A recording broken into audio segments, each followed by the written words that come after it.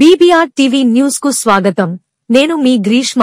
Anakapalli Bharatiya Janata party కార్యాలయంలో కిసాన్ మోర్చా ఆధ్వర్యంలో Bharatiya Janata party రాష్ట్ర మీడియా ప్రతినిధి ఈర్లె శ్రీరామమూర్తి మాట్లాడుతూ, తుపాన్ వలన రైతులు ఎంతగానో నష్టపోయారని, రైతులకు కనీసం పెట్టుబడి చెల్లించాలని ప్రభుత్వానికి విజ్ఞప్తి చేశారు. అనకాపల్లి జిల్లాల్లో అన్ని ప్రాంతాల్లో వరి పంటకు తీవ్రమైన నష్టం వాటిల్లిందని పేర్కొన్నారు. వైసీపీ ప్రభుత్వం పూర్తిగా తుఫాను విషయంలో విఫలం చెందిందని కూడా ఆయన ఆరోపించారు. రైతులను ఆదుకోవాలని, ప్రతి ఎకరానికి కనీసం 30,000 రూపాయలు పరిహారం చెల్లించాలని డిమాండ్ చేశారు.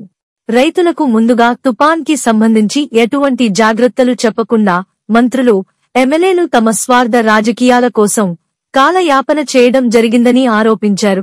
ఈ సందర్భంగా భారతీయ జనతా పార్టీ కిసాన్ మోర్చా రాష్ట్ర వ్యాప్తంగా ఆందోళనలు చేస్తుందని హెచ్చరించారు. వర్షాలకు పాడైనటువంటి ధాన్యాన్ని ప్రభుత్వం వెంటనే కొనుగోలు చేయాలని భారతీయ జనతా పార్టీ తరపున డిమాండ్ చేశారు. రైతన్న దేశానికి వెన్నుముక కాబట్టి రైతుకు నష్టపరిహారం వెంటనే ప్రభుత్వం చెల్లించాలని భారతీయ కిసాన్ మోర్చా డిమాండ్ చేసింది. ఈ విషయంలో ఎటువంటి ఆలస్యం జరిగినా వెంటనే రాష్ట్ర వ్యాప్తంగా రైతులతో ఆందోళన చేస్తామని హెచ్చరించారు.